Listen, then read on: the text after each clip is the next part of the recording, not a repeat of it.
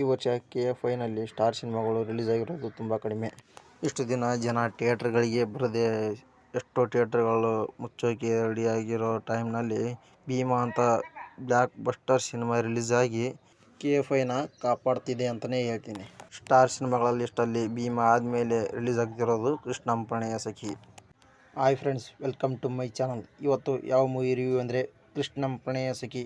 ಇದು ಶ್ರೀನಿವಾಸ್ ರಾಜ್ ಅವರು ಡೈರೆಕ್ಟ್ ಮಾಡಿ ಗೋಲ್ಡನ್ ಸ್ಟಾರ್ ಗಣೇಶ್ ಅವರು ಆ್ಯಕ್ಟ್ ಮಾಡಿರೋ ಸಿನಿಮಾ. ಇನ್ನು ಈ ಸಿನಿಮಾದ ಕಥೆ ವಿಚಾರಕ್ಕೆ ಬಂದರೆ ಇದು ಒಂದು ಲವ್ ಫ್ಯಾಮಿಲಿ ಎಂಟರ್ಟೈನ್ಮೆಂಟ್ ಸಿನಿಮಾನೇ ಅಂತ ಹೇಳ್ಬೋದು. ಇನ್ನು ಈ ಸಿನಿಮಾದ ಸ್ಕ್ರೀನ್ ಪ್ಲೇ ಬಗ್ಗೆ ಮಾತಾಡಬೇಕು ಅಂದರೆ ಸ್ಕ್ರೀನ್ ಪ್ಲೇ ತುಂಬ ಗ್ರಿಪ್ಪಿಂಗ್ ಆಗಿತ್ತು ಅಂತಲೇ ಹೇಳ್ತೀನಿ. ಇನ್ನು ಈ ಸಿನಿಮಾದಿಂದ ಬಿಟ್ಟಿರೋ ಸಾಂಗ್ಸ್ ಎಲ್ಲ ಯಾವ ಮಟ್ಟಕ್ಕೆ ದೊಡ್ಡ ಹಿಟ್ ಆಗಿದೆ ಅಂತ ನಿಮಗೆ ಆಲ್ರೆಡಿ ಗೊತ್ತಾಗಿದೆ.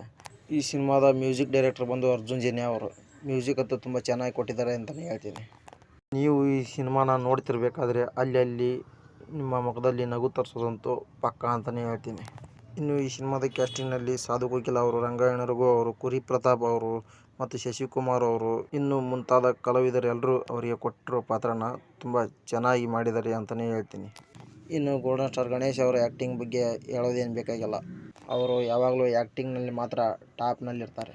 ಇನ್ನು ಈ ಸಿನಿಮಾ ಟೋಟಲಾಗಿ ಹೇಗಿತ್ತು ಅಂತ ನನಗೆ ಕೇಳಿದರೆ, ತುಂಬ ದಿನಗಳ ನಂತರ ಒಂದು ಫ್ಯಾಮಿಲಿ ಸಿನಿಮಾ ನೋಡಬೇಕು ಅಂತ ನಿಮಗೆ ಅನಿಸಿದರೆ ಈ ಸಿನಿಮಾ ಖಂಡಿತವಾಗಿ ನಿಮ್ಮ ಫ್ಯಾಮಿಲಿ ಜೊತೆ ಆರಾಮ್ಸೆ ನೋಡ್ಬೋದು. ಈ ಸಿನಿಮಾನ ಫ್ಯಾಮಿಲಿ ಆಡಿಯನ್ಸ್ಗೆ ಅಂತಲೇ ತಯಾರು ಮಾಡಿದ್ದಾರೆ. ಈ ಸಿನಿಮಾ ಫ್ಯಾಮಿಲಿ ಆಡಿಯನ್ಸ್ಗೆ ಖಂಡಿತ ಇಷ್ಟ ಆಗುತ್ತೆ ಅಂತಲೇ ಹೇಳ್ತೀನಿ. ಇನ್ನು ನೀವು ಈ ಸಿನಿಮಾನ ಆಲ್ರೆಡಿ ನೋಡಿದರೆ ಈ ಸಿನಿಮಾ ನೋಡಿ ನಿಮಗೆ ಏನು ಅನ್ನಿಸ್ತು ಅಂತ ಕೆಳಗಡೆ ಕಮೆಂಟ್ ಮಾಡಿ.